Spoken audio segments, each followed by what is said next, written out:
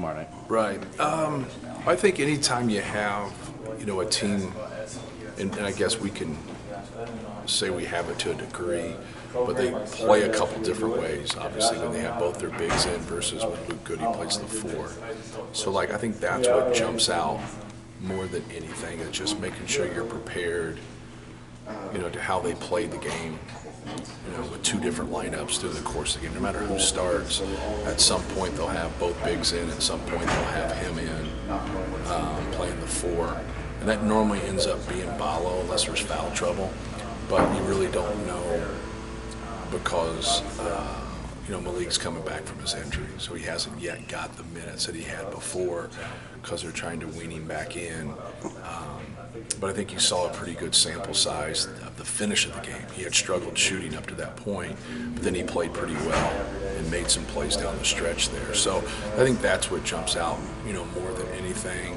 And then their guards' ability, you got to kind of look at each guard and grab their best game and then collectively say, what if they all had their best game at the same time? Like Mabako has shot the ball a lot better here the last 2 games, like we've all seen through the years, Trey Galloway, and how good of a player he is. Last year when Washington State played Stanford, Carlisle had 31, Rice had 35 in the same game. So I think that kind of jumps out at you as a coach when you look at it and you're saying, well, they haven't quite, been able to get it going. Well, it's hard. It's hard when you adjust and your 5's a good player, your 4's a good player, your 3's a good player, they have other good guards. It's hard to blend, and that's what we have to look at is all those guys having their best game at the same time. And I always say this is not Indiana. I always say that. I said expect everybody to be at their best and prepare for everybody at their best, and it just keeps you honest. Even though a guy doesn't shoot 3s very much or whatever, just don't hand him a 3. Just don't give him a 3. Now if you have to help and stop and do things else and he gets one, then just organically that's cool. But that's the way we look at it. We look at that, however we play every team. But I think for them, it even holds more true because we've all seen, we played Ballo at Arizona, so we've seen Ballo dominate a game. We've seen Malik Renew dominate a game. We've seen Mabako go off for 25.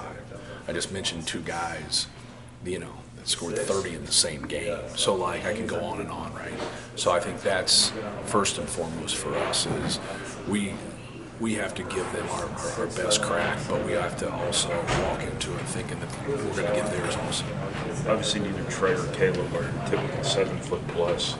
Right. Monster, but they're pretty interchangeable. How much does that help when you're playing Wolf and Gold and playing? Yeah, it helps defensively, especially. Yeah, when you're mixing, you have the matchups and you're mixing things up, and those guys and their ability to kind of guard different guys, but they don't have that elite size. I think more than anything is being able to guard and play against elite size and try to play to your strengths. And not get into wrestling matches because normally in those wrestling matches you're going to lose when you're giving up 3-4 inches and 30 pounds.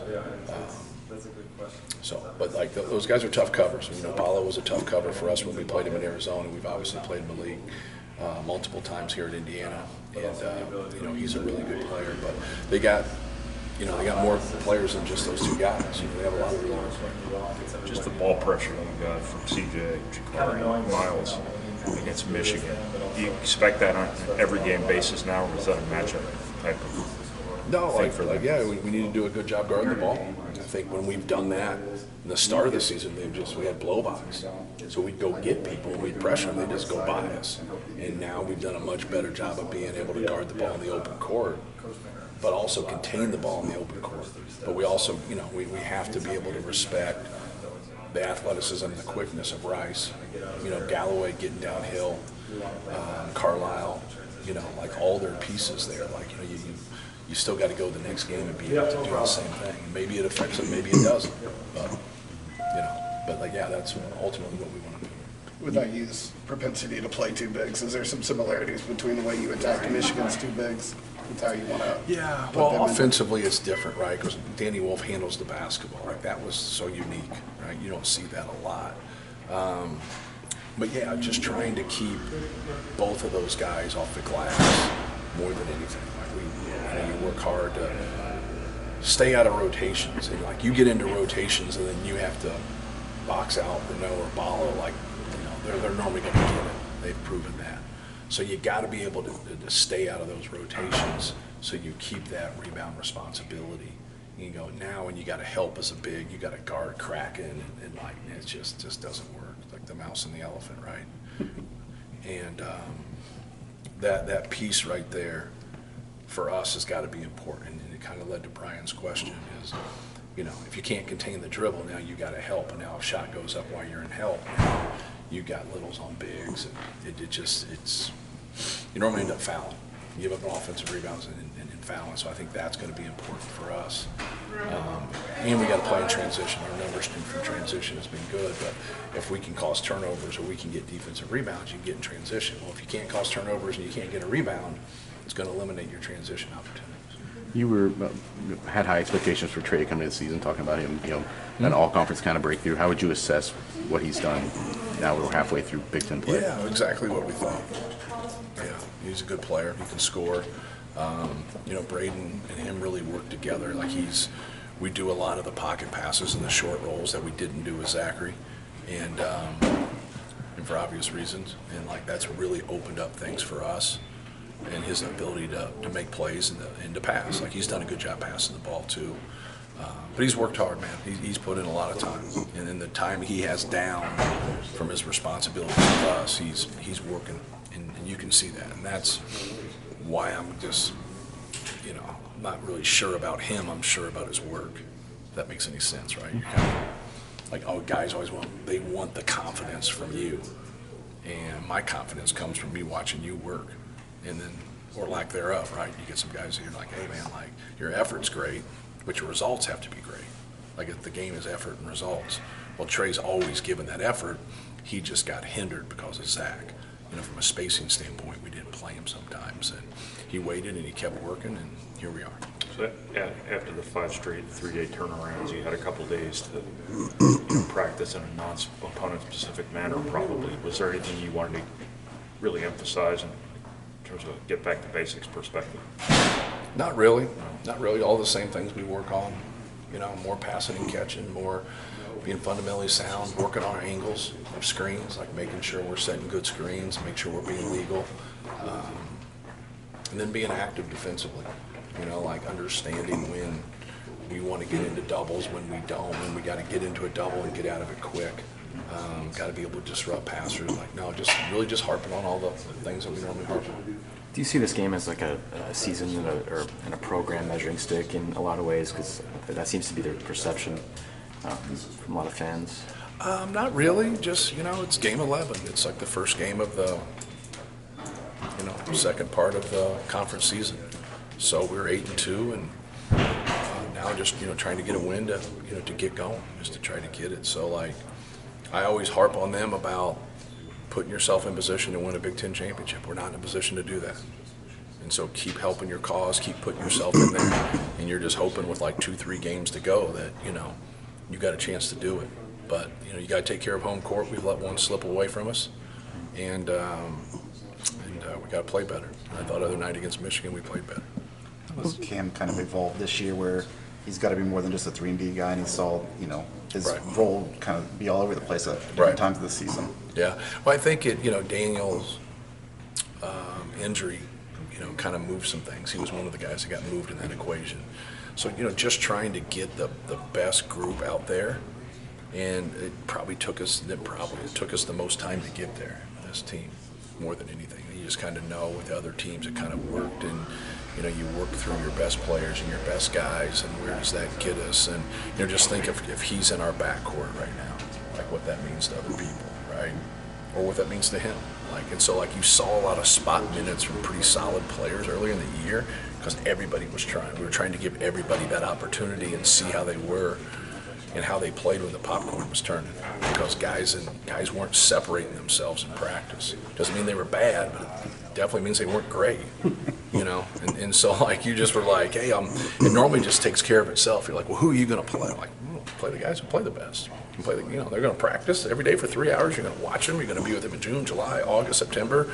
It's easy. And sometimes it's not easy. And this wasn't easy.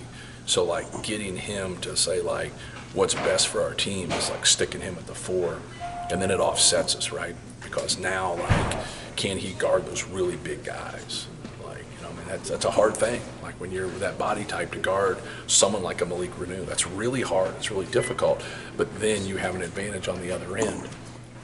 As he plays behind the ball screen, as he gets spaced, as he gets whatever. Now you take someone of ultimate size and you bring him away from the basket, which I could write a dissertation on it, dealing with the size that we've had and people pulling them away from the rim. And so he's handled it. We didn't start him, and he kept finishing games, and then we started him. But I don't know if I started him at that time. He deserved to, but he had to go up against A&M and he had to go against Auburn and those dudes, man. And I don't know if that was the best matchup. It's just a little bit different. Sometimes you don't start because now when you sub, they sub out. Sometimes you can get that cross match where it helps you. So sometimes that's helped him, sometimes that's hurt him.